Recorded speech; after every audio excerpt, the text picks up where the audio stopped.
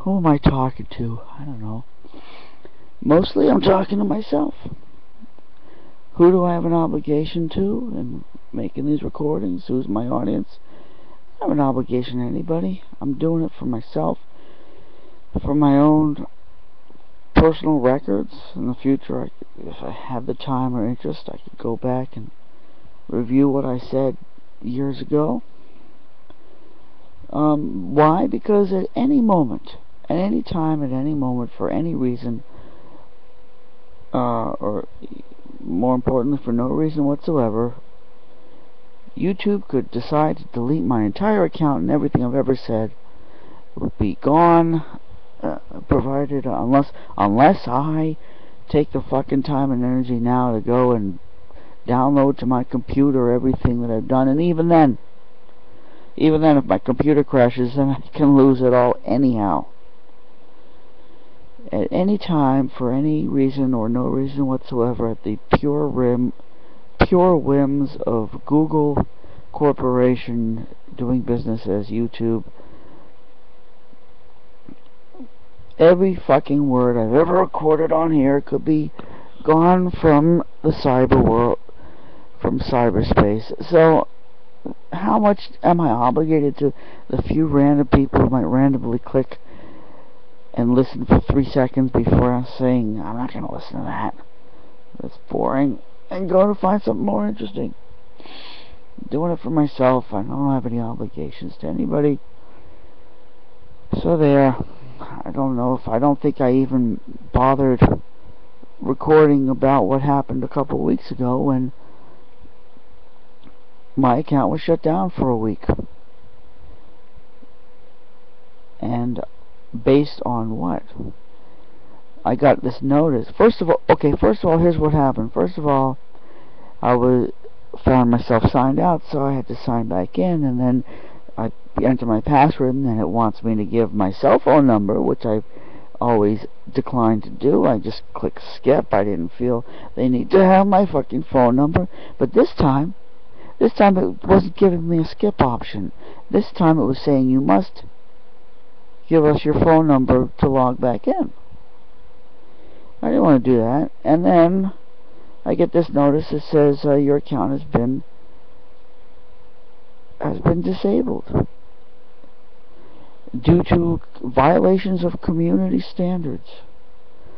And they cited the video that it was supposedly the offensive video, and it was a totally not violation of anything video. It was a 2-minute video in which I was simply mocking a History Channel, 50-minute History Channel program about this ancient Greek machine that had been found, it was some cogs.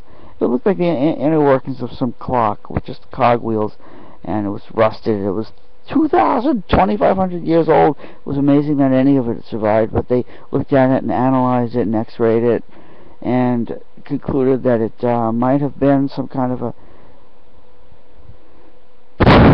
a machine running on cog wheels that might have somehow resembled some kind of a calculating machine or something.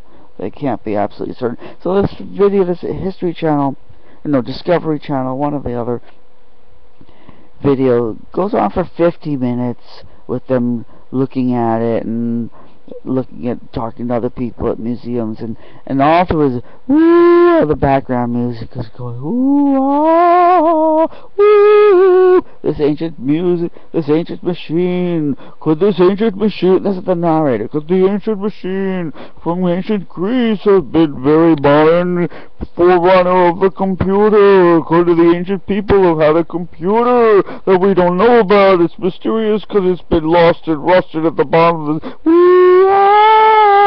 50 minutes of this. So I just after watching 50 minutes of that, I went and I just mocked it for 2 fucking minutes.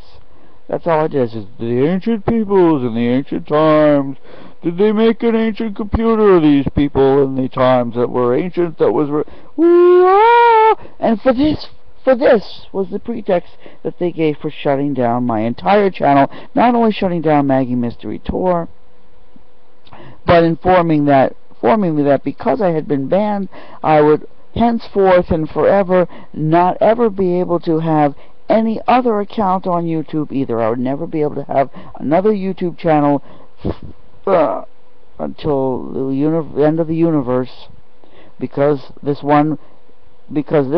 channel had been banned because of this one 2-minute video mocking the Discovery Channel. And it was absurd. It was absolutely absurd. So I did write back to YouTube support a couple times, and fortunately, they did pay attention.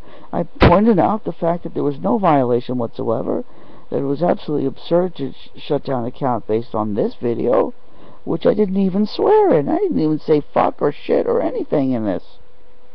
I didn't express any anger at the government or anything like that. I didn't mention anything the least bit controversial, and yet for this, the whole thing was whole channel was shut down. And all my information lost because I hadn't downloaded my videos. And plus the promise that I would never again be able to have another YouTube channel. Incredible. So that shows you how tenuous your presence on YouTube is, and the presence of your material that you upload.